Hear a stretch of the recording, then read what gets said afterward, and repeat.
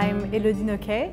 I'm in charge of ESG and impact at Investisseurs and Partenaires, INP. We were created in 2002 and for years we haven't measured impact because we were a small organization. Our investors were very close to the team and we thought that we could feel every day the impact that was generated by our investee company in the field in Africa.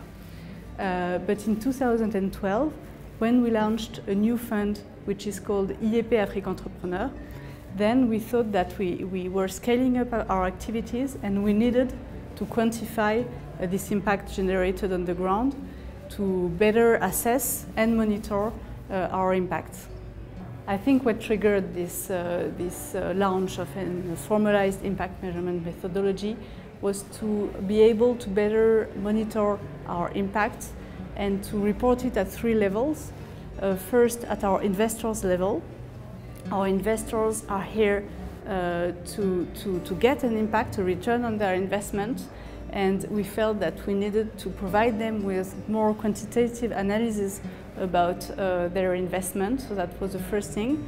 At a team level, we needed to have a clear view of our impact objectives and to formalize them in order to define the investment strategy for the future, so that was the second thing. And at our investee level, for the African SMEs we accompany, we thought that we needed to have this approach so that they could better realize and monitor their impact locally on their key stakeholders, which are their employees, their clients, their suppliers, and the state through the fiscal contribution, that they could value it, but also analyze and improve it.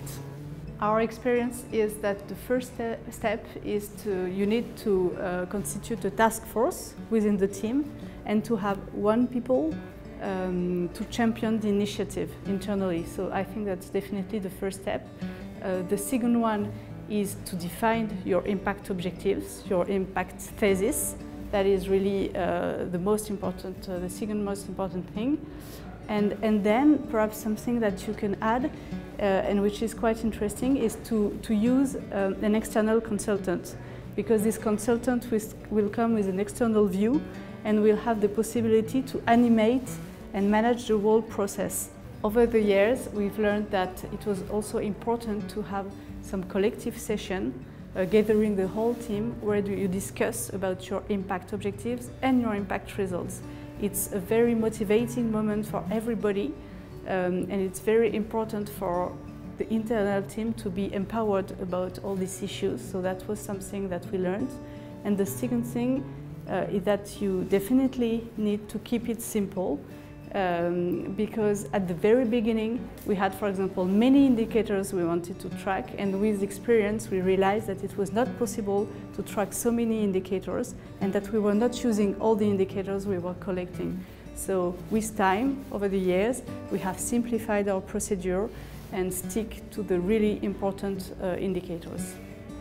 At the organization level, at INP level, one of the main results is that now that we learn more about what we are doing, we are in a better position to design our new investment vehicles for the future and to, for example, to set quantitative impact objectives for these new vehicles, to set an investment strategy which will lead to the greatest impact possible. So that's really what was the result at our level. And at the SPO level, at our investee company level, we have used the data gathered every year to benchmark the investee company across INP whole portfolio. And it's very important because they can compare their own practice, see where they stand, and improve their practices, especially on the social issues. So measuring impact now for years, at the INP level, it helps us define our strategy for the future. For example, setting quantitative impact objectives for our new investment vehicles. And at the investee level, for African SMEs, it helps us benchmark each company practices across INP portfolios so that they can improve their practices.